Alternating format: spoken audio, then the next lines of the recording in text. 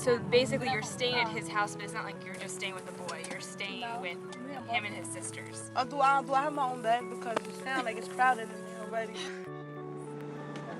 There's no Hispanics over there?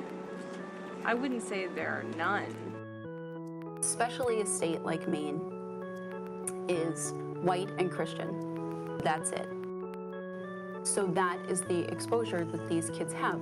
They know there are other races, but other races are not real people that they come in contact with on a daily basis. Where our kids live, there probably are white people that live there, but it doesn't mean that they're interacting or having conversations with white people. When you have to interact, you're not sure of how to do it, and you probably will close yourself out. Nobody's saying that you have to necessarily be best friends with your partner or whatever, but in this world, you're going to be exposed to tons of different people. And the more that you can figure out ways to relate to their strengths, you will have a huge leg up in life, and things will be a lot easier for you. Based on Oliver's essay, like what kind of person do you think he is? A very sweet person. So maybe you have things in common with him. Are you responsible and sweet? No. Oh, surely ain't sweet.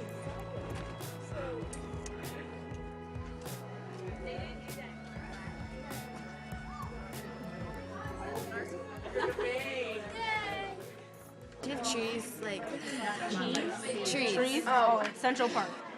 It's really bad, man. Like, I don't know, the crime rate is just ridiculous.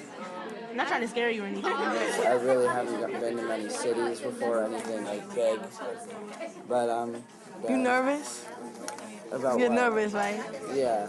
Because you like, oh yeah, you like, he's nervous. Messages to the main office. Think about yourself.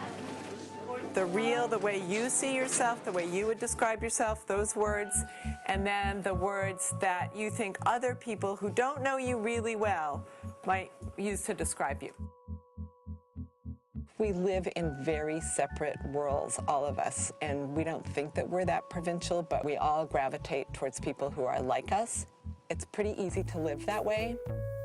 Tell us what your real identity, how you describe yourself. Outspoken. Okay. Friendly, smart, loud, really open, a good girl, and one of a kind. All right. And how about your assigned identities now? The words that other people might use to describe you. Conceited, troublemaker, disrespectful, rude, mean. You want to be your assigned identity, or you want to be the real? No, I want to be the real.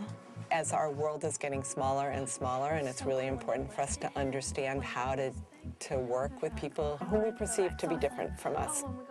It's important to know how to negotiate those differences and how to work through those differences to find some common ground or appreciation of difference. Like, oh, word, Samantha? Say that's your word, Samantha. And you be like, that's my word. Fabulous. Work it. Fabulous. When they came, I didn't think they were going to be anything like me. And, like, I thought, like, New York people would be, like, mean and stuff. But they're just like me. I didn't know Maine even existed. They live beautiful. I admire the way the Maine people live. Stay still. Finn, wait, don't move, please. I got him. Hi, Finn. Don't cry. She was just so happy all the time, which that made it easier to get along with her. And she seems to like to be around me. So Johanny, how are you going to describe life in Maine to people back in New York? It's different. It's like, I'm trying to put it in one word. Wait, give me a second. Spectacular.